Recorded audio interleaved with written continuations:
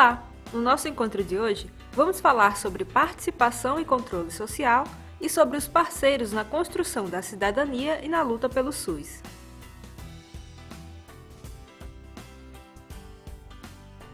A concepção de gestão pública do SUS é essencialmente democrática.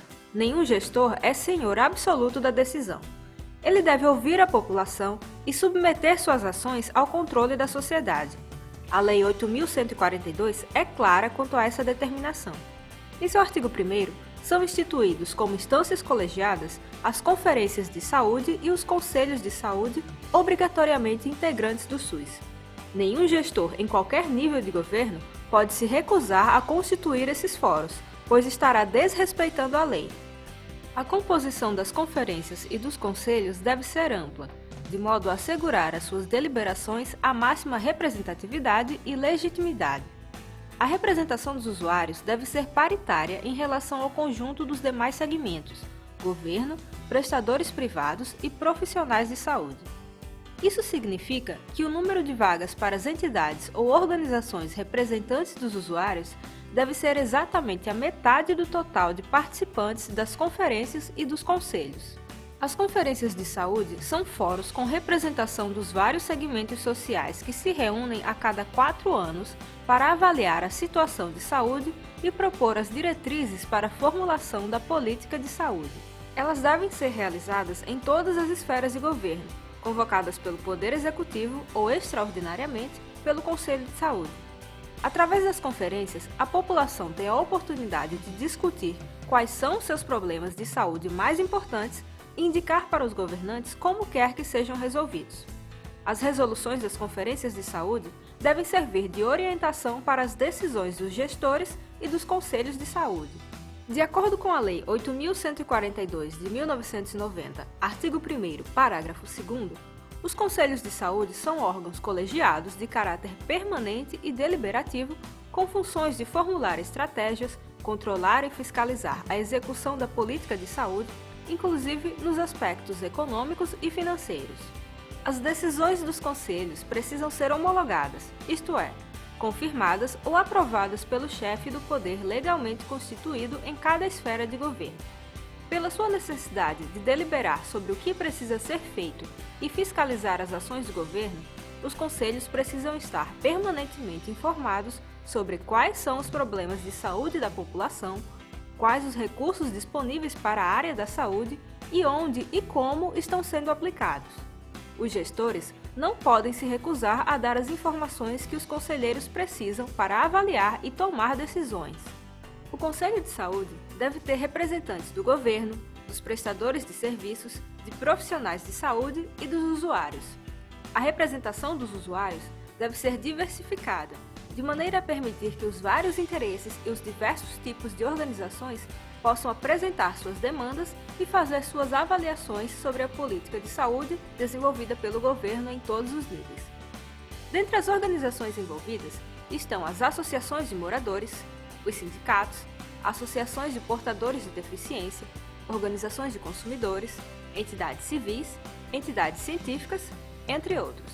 É importante observar que a lei sempre se refere a representante dos usuários. Representação significa delegação de poderes conferidos pela população a certas pessoas a fim de que exerçam em seu nome alguma função. Os representantes dos usuários não podem ser escolhidos pelos governantes. Só serão representantes legítimos se forem escolhidos e indicados pelos membros do grupo ou da entidade da qual fazem parte. Ser representante implica em assumir o compromisso junto àqueles que o indicaram, de respeitar as posições de seus representados e defendê-las no Conselho, assim como informar e prestar contas de suas ações aos seus representados. Os conselhos e as conferências não são as únicas formas de participar do SUS, embora sejam as únicas obrigatórias para todo o país, já que estão previstas em lei federal.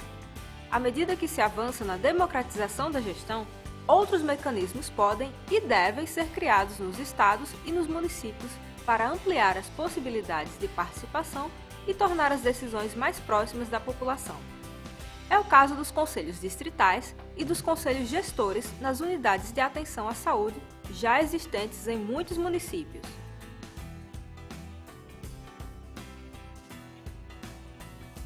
O exercício da cidadania e do controle social, como já vimos, exige que lutemos por nossos direitos. Muitas vezes, as dificuldades que encontramos vão exigir que recorramos a meios legais para que as leis sejam cumpridas. Por isso, é importante conhecer os recursos de que dispomos e os parceiros com os quais podemos contar para alcançar os resultados que buscamos. Vamos destacar duas mais importantes instituições às quais podemos recorrer para assegurar o cumprimento das leis e o respeito aos nossos direitos: o Ministério Público e o PROCON. O Ministério Público é uma instituição permanente, existente na União e nos Estados, incumbida da defesa da ordem jurídica, do regime democrático e dos interesses sociais e individuais disponíveis. Ele atua por meio dos promotores e procuradores de justiça estaduais e federais. Quando identificarmos o não cumprimento da lei, devemos procurar o promotor de justiça, que vai verificar se está havendo o mesmo desrespeito e comunicar ao juiz caso isso tenha sido constatado. O juiz pode promover uma ação civil pública com base em proposta ao promotor ou de solicitação direta de qualquer entidade de representação ou associação que exista legalmente há pelo menos um ano. São muitas as razões que podem conduzir a uma ação dessa natureza: o mau funcionamento dos serviços por falta de profissionais, a má conservação ou inexistência de materiais e equipamentos, a má administração ou o mau uso ou desvio dos recursos públicos destinados à saúde podem ser motivos para responsabilizar os gestores públicos e solicitar a ação civil pública. O não cumprimento comprovado da lei que determina a criação dos conselhos de saúde ou a obstrução ou impedimento ao seu funcionamento também são razões que podem justificar a ação civil pública. Outra instituição importante a qual podemos recorrer na defesa dos direitos é o PROCON, órgão de proteção e defesa do consumidor. A Constituição Federal estabelece que o Estado promoverá, na forma da lei, a defesa do consumidor. A Lei 8.078, de 11 de setembro de 1990, aprovou o Código de Proteção e Defesa do Consumidor, que define as situações e condições às quais o PROCON deve ser acionado. Em geral, as pessoas pensam que este órgão só se dedica ao consumidor de bens ou objetos, mas o Código também prevê a proteção aos consumidores dos serviços de saúde. Se o problema é o mau atendimento, o descaso ou a irresponsabilidade de profissionais de saúde, a população pode ainda recorrer aos conselhos profissionais da categoria. Por exemplo, se o médico recusou-se a atender ou provocou danos por atendimento errado ou inadequado, o usuário deve fazer uma denúncia.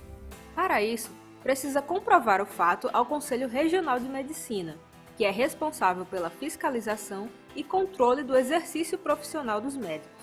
Há também conselhos profissionais de diversas outras categorias, como enfermeiros, assistentes sociais e odontólogos, por exemplo. Todas essas instituições só podem intervir mediante denúncia. Isso significa que a população precisa se acostumar a realizar o registro do ocorrido sempre que for desrespeitada nos seus direitos.